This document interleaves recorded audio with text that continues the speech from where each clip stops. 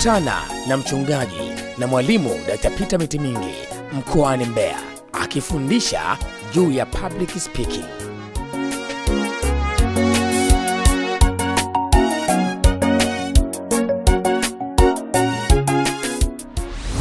Kuwa huru, relax. Unapozungumza jaribu kuwa katika hali ya uhuru wa kutulia kadri iwezekanavyo. Epuka hali ya kuamaki, kupaniki, na hasa mbele za watu. Likitokea jambo usiwe mtu wa hamaki una paniki. Jambo lote likitokea, kabla hujafanya jambo lolote, tulia kwanza. Tumia sekunde kadhaa, tumia dakika kadhaa kabla hujaongea, kabla hujajibu, kabla hujafanya nini. Kwa sababu hata haya maneno ya kupaniki, ukipaniki ukatoa neno, maneno yakishatoka huwa hayarudi kabisa. Ndio maana inabidi udhibiti sana maneno unayoyaongea. Na maneno ya mchungaji au kiongozi yanashikwa sana. Mchungaji alisema, kiongozi alisema, yanaaminika mno. Sasa kama wewe ni mtu wa kulopoka tu, unalopoka vitu ambavyo watu watavishika, badala ya kwenda kujenga wabomoa. Kumbe ni kwa sababu ya panic. Unaposimama mbele za wasikilizaji wako, uwe na nguvu za mwili.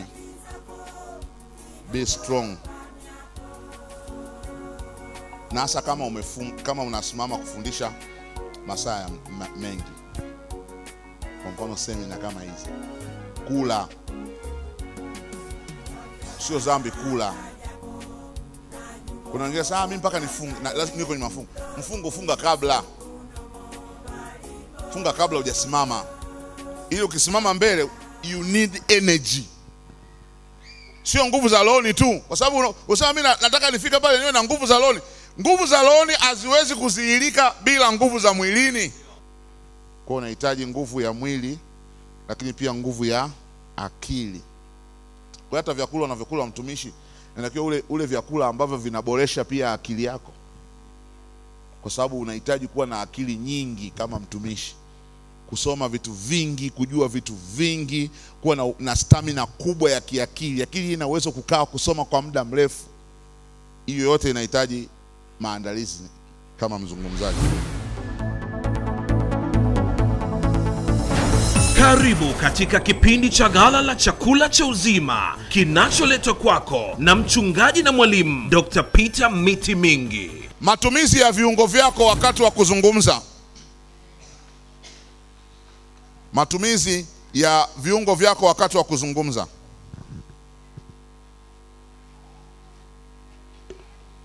Kwanza, mikono. Narudi tena kwenye mikono. Mikono yako iwe huru wakati unapokuwa unazungumza. Zungumza kwa uhuru. Na ndio maana kuna wengine hawatakagi maiki kama hizi. Wanakuwa na vile vimaiki vya kufunga hapa. Ili awe huru. Hii maiki wakati mwingine inakunyima uhuru. Ukitaka kupiga makofi inabidi either uiweke chini au ufanye hivi ndio udemonstrate. Lakini kuna wengine licha ya maiki, yeye mwenyewe tu mikono yake haiko huru. Ishara kama zile za kwa mfano za kukunja mikono wakati unazungumza, hii nayo ni sumu. Unapohubiri, unapofundisha, hauruhusiwi kukunja mikono hivi kifuani. Hii ni ishara ya nini? Kuweka mikono hapa kifuani ni ishara ya nini?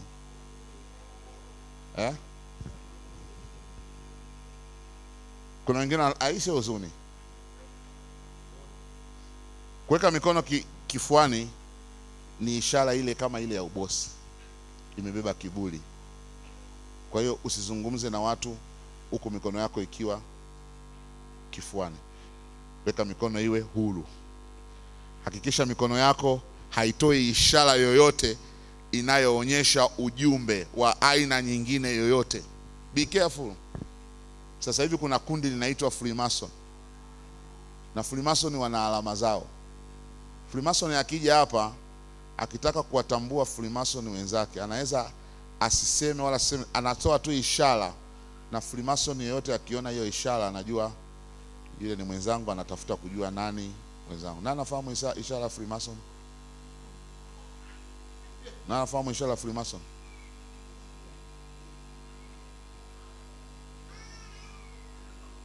Kimwona mtu tu anakupa ishara hii, sio hii, maana hii ni kitu kingine. Hii kitu kingine hii hapa hii. Na hii ni ishara ya pembe. Ni ishara ya pembe. Kwa hiyo Freemason wengi hata kwenye mikutano ya hadhara akifika ataanza, jamani, habari jamani, tusalimiane. Hata wachungaji ambao ni ma-Freemason, tusalimiane hewani. Wewe unafunga mkono kule, haleluya. Lakini kuna wengine ambao hawatafanya hivi. Watafanya hivi. Amina. Anashajua pale. Nimeona. Jamani, wote ambao tunakwenda mbinguni tusalimiane pale nje. Wote ambao tunakwenda mbinguni tusalimiane pale nje. Kumbe kashapeleka message kwamba jamani, msiache kuja kuonana pale, tujuane. Kwa hiyo usifanye viishara ambavyo uvijui, kwa sababu kuna vinazungumza vitu tofauti sana. Kuna maeneo mengine, kwa mfano kama sasa hivi hapa kwetu Tanzania, hebu njoo tena mzee, nikutolee tena mfano, panda juu.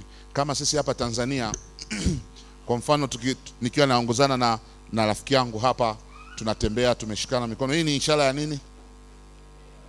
Ya upendo. Ukienda Marekani ukishikana na mtu hivi, inamaanisha ni mke na mume, hata kama ni wanaume wote wawili. Ni mke na mume tu ndio wanaweza wakashikana barabarani wakaongozana wameshikana hivi, wawe ni wanawake kwa wanawake au wanaume kwa wanaume. Kwa hiyo hii tayari ni utambulisho kwamba hawa ni mashoga. Kwa hiyo unaona, ni ishara tu ambayo kwetu sisi inamaanisha urafiki, kwa mataifa mengine inamaanisha mashoga. Asante. Kwa hiyo lazima uwe makini na ishara mbalimbali na maeneo mbalimbali unako kwenda kuzungumza. Vidole hivi unapozungumza madhabahuni, sasa jamaa kila dakika mbona anaongelea mambo ya vyama? Kumbe wewe ni nani tu style yako. Watu kule wanakutafsiri kwamba una promote nini? Chama. Kwa hiyo uwe makini na hizo ishara. Na nimezungumzia kuhusu mikono. Usiweke mikono kifuani, ni ishara ya ubosi au ukubwa, kiburi. Lakini pia kuna mwingine alizungumza kama ishara ya huzuni. Huzuni sio hiyo. Hii ndio ishara ya huzuni. Kwa hiyo ukikuta mtu amekaa, ndio vipi, mbona kama una mawazo? Mbona kama hauna raha? Kwa sababu ishara tu imeonyesha kwamba hauko vizuri, umeshika tama. Kwa hiyo hizo ni vitu vya kuzingatia. Usiweke mikono kichwani, ni ishara ya nini? Ya kuchoshwa. Yani I am tired. Unamaliza saa ngapi? Nimechoka. Mikono kichwani ni ishara ya kuchoka, lakini pia ni ishara ya kukata tamaa.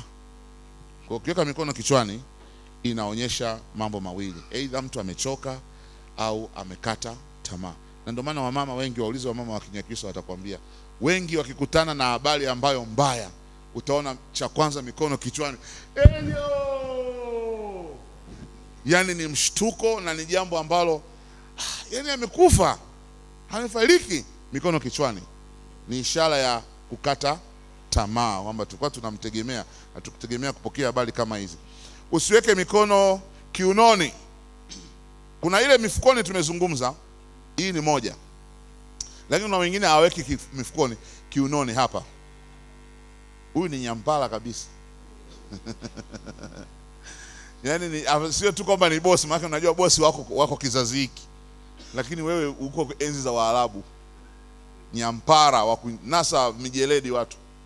Kwa hiyo kufundisha au kuhubiri mikono ikiwa kiunoni, mkono mmoja au mikono yote ikiwa kiunoni, ni sumu mbele za watu, kwa sababu ni ishara ambayo inaonyesha utumwa, inaonyesha master ya yule mtumwa na bosi wake. Ni malingo, ni utumwa, ni ishara ya kiburi na kadhalika.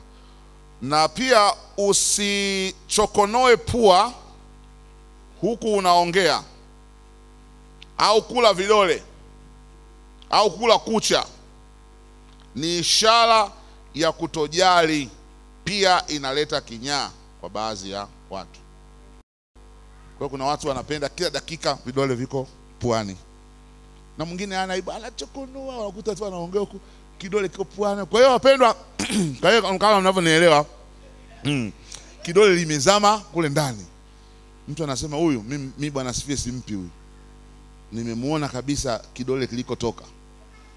Kwa hiyo sio picha nzuri.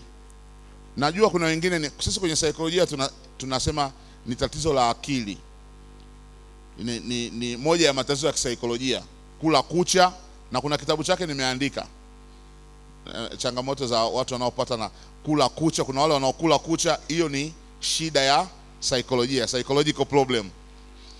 Kuna mishipa ina shida kwenye kichwa, ndio unaona mtu anafanya nini, kila dakika anakula kucha au ananyonya kidole.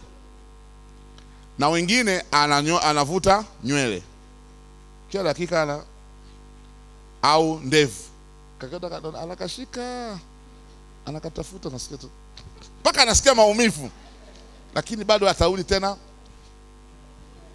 Au nywele, anangoa nywele au anakula kucha au ananyonya vidole. Hizi zote, haya yote ni matatizo ya kisaikolojia, ni matatizo ya akili ambayo yanawapata watu kutokea utotoni. Na huwa tunawashauri wazazi kwamba ukiwa na mtoto mdogo, ukiona ananyonya kucha, ananyonya kidole, unaanza kumuondoa kwenye hiyo kitu mapema. Sasa wazazi wanaonaga ni staili. Tena wengine kabisa anaita mpige picha. Hebu nani mpige picha mtoto. Anachukua mwenyewe sasa mzazi kidole anamuingiza mdomoni. Haya mpige picha. Sio staili. Akishaizoea hiyo haimtoki. Na unaweza ukaidhibiti hiyo kwa mtoto mpaka kufikia miaka 7, 8 mpaka 15 hapo. Ukichelewa tu hapo, hiyo ni ya maisha. Atakula kucha mpaka anakuwa waziri. Akizubaa kidogo tu, kwa sababu mahali popote ambako tu akili ikitulia kidogo tu, ili apate utoshelevu, apate certification, kidole lazima kiende kwenye mdomo. Ndio anasikia mwili umekaa umebalance.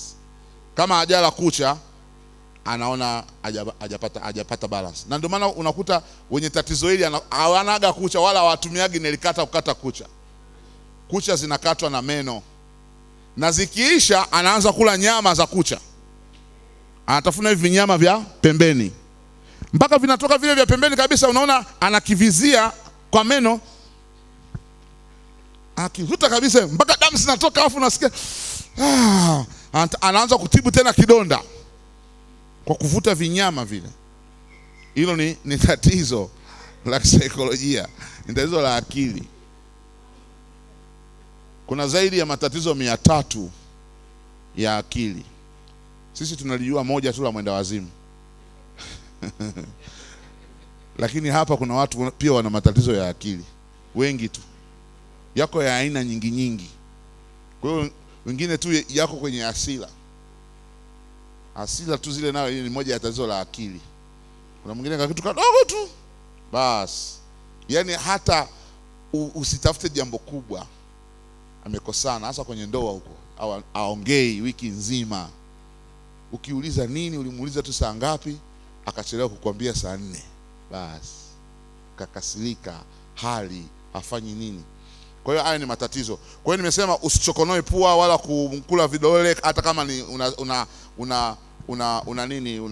inaitwa addictions. Nimeandika pale nje, kuna kitabu cha kisaikolojia kinaitwa Addictions and Interventions, tabia sugu na namna ya kukabiliana nazo. Ukisoma kile kitabu pale utakuta nayo matatizo ya kula kucha, matatizo ya kuvuta nywele, matatizo ya kuingiza puani, matatizo ya kujikuna mahali ambako hata auashwi, unajikuta tu unajikuna, na mengi addiction nyingi nimezizungumzia pale. Kwa hiyo jambo lingine, usitetemeshe miguu. Usitetemeshe miguu au kugonganisha mapaja wakati unazungumza. Letee kiti hicho hapo nitoe mfano. niwaonyeshe tatizo lingine ambalo watu huwa wanalifanya bila kujua, na lina tafsiri tofauti. Ukikaa kama hivi, wakati mwingine mtu anaweza kaa amekaa hivi, alafu unaona miguu yake anafanya hivi. Umeona mtu kama huyo? Hii ni lugha ya mawasiliano. Iko ndani ya lugha ya mawasiliano. Kuna ujumbe unaomaanisha hili tukio ambalo linahusiana na akili. Kwa hiyo ukimwona mtu anafanya hivi, miguu yake iko hivi, sio yeye tu kaamua. Kuna shida huku juu gorofani, ndio inayofanya mpaka inateremka huko chini. Nani anaelewa tatizo lake ni nini? Tension. Huyu mtu hajaseto kichwani. Kuna vitu havijakaa sawa. Kuna hili hajafumbuliwa, kuna hajapatia ufumbuzi, kuna vitu vingi ambavyo vinagongana kule kichwani na hana majibu navyo. Kwa hiyo vile vitu, hii ndio inayomsaidia asikolapse. Ndio inayomsaidia asidondoke chini aka paralyze. Kwa hiyo lazima akili inajitetea kwa kutafuta outlet, kwa kutafuta njia mbadala ya kutoa hizo sumu za hisia mwilini, huyu mtu asidondoke. Kwa hiyo akili inajaribu kumprotect huyu mtu kwa kutoa hii sumu asidondoke ghafla kwa kushindwa kuhimili yale yanayoendelea kichwani mwake. Kwa hiyo ndio maana ukikuta mtu akikaa hivi anatingisha miguu hivi, ni ishara ya tension. Inaitwa kwa Kiingereza tension. Yani you have not settled. Mind au akili haijasettle akilini. Kwa hiyo ni ishara ambayo hata kama inakuja, lazima ukishtuka ujizuie, kwa sababu inaweza ikabadilisha ujumbe kwa watu, wakaona kwamba sasa tena huyu ana matatizo gani na miguu hiyo. Na jambo la tatu, unapokuwa unazungumza mbele za watu, kuwa huru, relax. Unapozungumza, jaribu kuwa katika hali ya uhuru wa kutulia kadri iwezekanavyo. Epuka hali ya kuamaki, kupaniki, na hasa mbele za watu. Likitokea jambo, usiwe mtu wa hamaki una paniki. Jambo lote likitokea, kabla hujafanya jambo lolote, tulia kwanza. Tumia sekunde kadhaa, tumia dakika kadhaa kabla hujaongea, kabla hujajibu, kabla hujafanya nini. Kwa sababu hata haya maneno ya kupaniki, ukipaniki ukatoa neno, maneno yakishatoka huwa hayarudi kabisa. Ndio maana inabidi udhibiti sana maneno unayoyaongea. Na maneno ya mchungaji au kiongozi yanashikwa sana.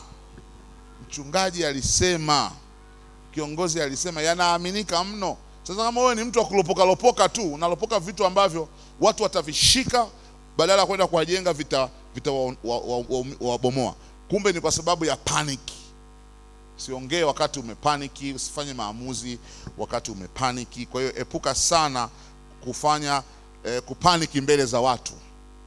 Tulia, hata kama jambo limetokea, tulia kimya. Usianze tena sijui nini. Siku moja nilikuwa nahubiri kanisani. Pale kanisani kwangu mimi nina wahudumu wa madhabahu. Wengine hawaelewaga, wanafikiri mabodyguard, lakini sio mabodyguard, ni wahudumu. Wanakaa hapa, wanachunguza. Kwa mfano, labda akikaa hapa anakuwa anaangalia maji yameisha, anawasiliana na wenzake kule, maana unaona maji na nimemaliza kufundisha kitu fulani, vitabu kama hivi, anachukua vitabu anapeleka kule, kuleta maiki kubali. Yani ni wahudumu wa madhabahu. Sasa kuna siku moja amesimama madhabahuni, katikati ya ujumbe, yuko hapa mhudumu amesimama, huko naendelea na kufundisha, mara nikasikia kaliondoka. Kasimama hivi, mimi si niko naendelea huko, yuko nyuma yangu huko, watu kule mbele ndio walimuona wakati anaanza kwenda taratibu. Watu wanapiga kelele huko nyuma. Mimi nafikiri wanashangilia naye ufundisha hapa. Mara yule mtu akaenda chini, katikati ya madhabahu, katikati ya mahubiri. Sasa unafanyaje? Usipokuwa na knowledge kama hii, una panic, unaacha ujumbe, unaanza kudili na mtu aliyeanguka, aliyedondoka. Unaanza kukemea pepo au sijui nini, sijui amekufa, sijui amezimia, sijui amefanya nini. Yani utachanganyikiwa na utapoteza mwelekeo wa mahubiri uliokuwa unahubiri. Lakini alipodondoka, mimi kwanza niliposikia zile kelele, afu maana nasikia kishindo niliangalia tu hivi, nikarudi kuendelea na ujumbe. Kwa sababu kwanza nimewatrain wahudumu. Kwa hiyo kwenye mazingira yote ibadani wanajua nini cha kufanya. Kwa hiyo ndani ya dakika 1-2 alishabebwa akapelekwa kule. Na usitake kujua pale pale madhabahuni kwamba kafanyaje. Maliza kwanza kazi.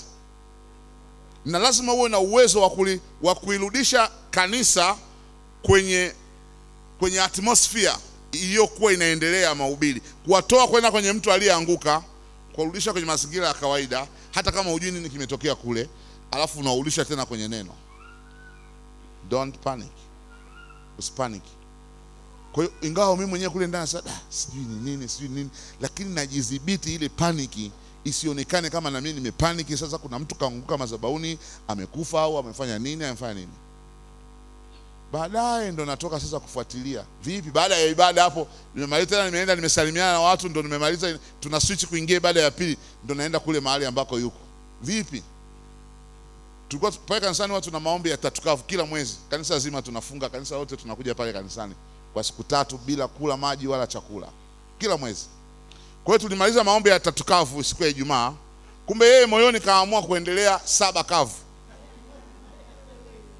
Sisi tumemaliza 3, tumeshafungulia Ijumaa ile, Jumamosi, Jumapili tuko kanisani. Mwenzetu kumbe ile Ijumaa kaunganisha Jumamosi, Jumapili kaunganisha Jumapili, ni siku ya 5. Alafu wale wahudumu, wale viongozi wa wahudumu hawajui kama amefunga, na kwa sababu kufunga ni siri, atangaze, hajamwambia mtu. Kwa hiyo katika listi ya wahudumu akapangwa madhabahuni kwamba utasimama leo kuhudumia madhabahuni, utakaa pale nyuma. Naye akakubali bila kusema jamani mimi naomba leo msinipange. Mtu ajala siku 5, ajanywa maji wala chakula. Unajua kuna ile kwamba ifika jioni nakula kitu laini, ajala chochote kwa siku 5. Alafu unasimama mwanzo, kwa sababu kusimama asimami wakati mimi napanda madhabahuni. Wale wahudumu wa madhabahu wanasimama hata kabla ibada mhubiri hajasimama. Sifa inaendelea, sijui matangazo yanaendelea, nini kinaendelea, wale wako pale pale mpaka mhubiri anakuja anapanda madhabahuni. Wale ni wahudumu wa madhabahuni masaa yote. Sasa toka asubuhi yuko pale mpaka kufikia wakati wa ujumbe, mwili umegoma. Lakini sikupaniki. Na ndicho ambacho nilichokuwa na maanisha hapa. Epuka kuonekana na hofu au wasiwasi na kuwa na sura inayoonyesha umekwazika au umechukizwa. Kuwa huru maana yake jisikie hali ya kawaida, huku ukiutumia mwili wako kama zana ya kuwasiliana, kutoa ujumbe wako na kuwafikia wahusika. Jambo la 4, unaposimama mbele za wasikilizaji wako uwe na nguvu za mwili. Be strong. Na hasa kama unasimama kufundisha masaa mengi, kwa mfano semina kama hizi, kula sio dhambi kula. Kuna wengine sasa mimi mpaka nifunge, na lazima niko kwenye mafungo. Funga kabla. Funga kabla hujasimama. Ndio kanuni ya mzungumzaji, hasa mzungumzaji wa muda mrefu. Ewe fikiria mimi nimesimama hapa toka asubuhi mpaka sasa bado nimesimama na bado nazunguka na bado naongea. Kuongea kwenyewe ni nguvu natumia ishara, mara nionyeshe hiki, mara nifanye nini. Yote natumika ni nguvu. Kwa hiyo kama ni swala la maombi, haikatazi kuomba. Uwe na muda wako wa maombi kabla ya kusimama mbele. Ili ukisimama mbele you need energy. Sio nguvu za roho tu. Kwa sababu usema mimi nataka nifike pale niwe na nguvu za roho. Nguvu za roho haziwezi kudhihirika bila nguvu za mwilini. Nguvu za roho zinautegemea nguvu za mwili. Na ndio maana nisikue kwenye kitabu kile cha changamoto ya ndoa ya mtumishi nilisema afya ndio usafiri. ambao mtumishi anautegemea kusafirisha maono yake na huduma yake na upako wake. Ukiwa una afya, hata upako hautazihirika. Kama umelala kitandani, upako wako utazihirikia wapi? Kama huwezi kupumua, kama huwezi kuinuka, kama huwezi kuinua mkono, upako wako utazihirikia wapi? You need health, you need energy. Kuongea hapa na kuonyesha ishara hizi, hii ni energy. Watumishi wengi wameangukia madhabahuni.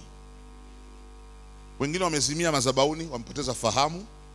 Wako waliofia madhabahuni, wakashuka chini, kimbiza hospitali, kapoteza maisha. Kumbe ajala siku 3, anasema hizi zote 3 niko kwenye mkutano wote mimi sitakula, nitakuwa napiga zangu 7 kavu, na huku bado anaendelea kuhubiri. Wewe bado unaishi kwenye mwili. Na Biblia inasema roho iladhi, lakini mwili, roho yenyewe inaweza kuvumilia yote hayo, ila mwili unahitaji maji, unahitaji chakula, unahitaji energy. Kwa hiyo mzungumzaji bora, you need energy. Na sisemi kama kufunga ni vibaya, no, lakini ndio maana nikasema you must be wise enough. Uwe na hekima ya kutosha ya kujua kwamba hapa nikisimama kwa masaa haya nitaweza kumudu au sitaweza kumudu. Kama una speech ya muda mrefu, hauruhusiwi kuwa katika mfungo, maana unaweza ukadondoka wakati wa madhabahuni. Na ukishadondoka tu madhabahuni, tafsiri yake sasa, si mnaona? Mungu ampiga. Kiboko cha Mungu sio mchezo. Yule lazima sijui amefanya nini. Yaani yule kuna mahali ametoka yule. Chezea madhabahu. Mzima sio maipo kanyakanyaga ovyo. Katoka kajichanganya huko, kajichafua huko. Alafu anakuja kanyakanyaga madhabahu pale. Mungu kamlamba pale madhabahuni. Kumbe ni mtu alikuwa anaumwa. Mimi yeye nitokea siku moja. Mimi nilikuwa naumwa, mimi sio kwa njaa, ila nilikuwa naumwa. Nilikuwa mdhaifu kabisa na homa kali. Lakini sasa kongamano limeshaandaliwa. Watu wameshatangaziwa. Miti mingi anakuja. Watu wamejaa, lakini mimi nimeamka asubuhi niko hoi. Natembea hivi kwa kushikashika ukuta hivi, mke wangu ndo ananisaidia na kunywa uji. Lakini ndio watu kule wanaimba Bwana wa majeshi tunaye. Wanaimba, wanashangilia, wanasubiri mhubiri anakuja. Kwa hiyo kweli ninaumwa, lakini nikasema ngoja tu nijitahidi. Maana sasa kongamano limetangazwa kwa muda mrefu, watu wamelipa na nilikuwa nina viingilio, watu wamelipa viingilio vyao, sijui. Sasa waandaji wameshaandaa, ngoja tu niende. Nikaenda kwa kujilazimisha. Na ni kongamano la siku nzima. Ilikuwa semina ya ndoa. Nafundisha kuanzia asubuhi mpaka jioni 12. Kwa hiyo nikapiga ile kuanzia saa 3 mpaka saa 6. Kwa kujitahidi sana, yani nisionyeshe, lakini bado nilikuwa napata shida. Watu wakaenda lunch, tukarudi kuendelea. Tuliporudi kuendelea, tena sasa mimi uzuri wangu haikunitokea wakati nimesimama kuanza kuongea. Wakati ile wanasema tusimame tuombe. Tumeabudu. Sasa kila mtu omba kabla mhubiri. Wakati mimi nimesimama hapa kwenye kiti najiandaa kuabudu. Nikiwa hapa nikaanguka. Kabla hata sijakanyaga madhabahu. Nikaanguka haraka sana, nikabebwa. Ndio huo. Bebwa, ingiza kwenye gari. Kimbiza hospitali. Fika hospitali, wakanipima, joto liko juu, yani niko hoi, lakini akasema huyu ni wodini moja kwa moja. Wodini. Kwa hiyo nikaingia wodini.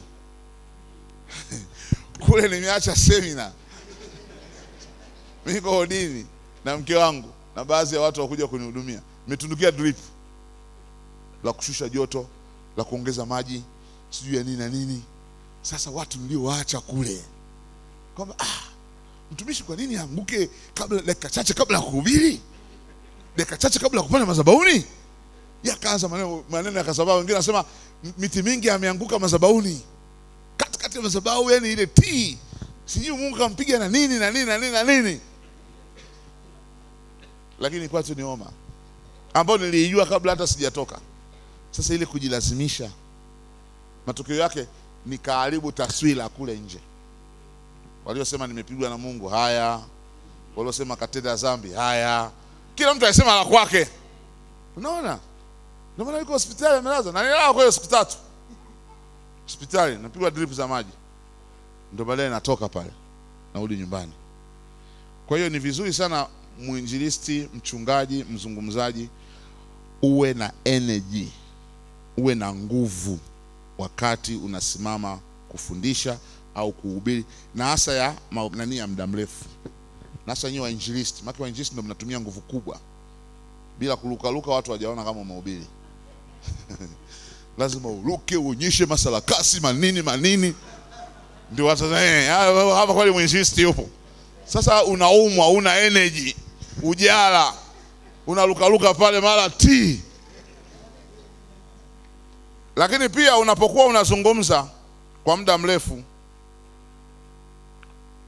nguvu za mwili zitasaidia kuonyesha ishara za vitendo. Nimezungumza, kuzungumza pia ni kazi kubwa inayotumia nguvu nyingi ya akili pia.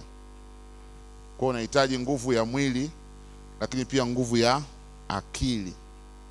Kwa hata vyakula unavyokula mtumishi, inatakiwa ule vyakula ambavyo vinaboresha pia akili yako. Kwa sababu unahitaji kuwa na akili nyingi kama mtumishi. Kusoma vitu vingi, kujua vitu vingi, kuwa na stamina kubwa ya kiakili. Akili ina uwezo kukaa kusoma kwa muda mrefu. Hiyo yote inahitaji maandalizi kama mzungumzaji. Ni matumaini yangu kuwa umebarikiwa na mafundisho ya neno la Mungu yaliyoletwa kwako na mchungaji na mwalimu Dr. Peter Miti Mingi.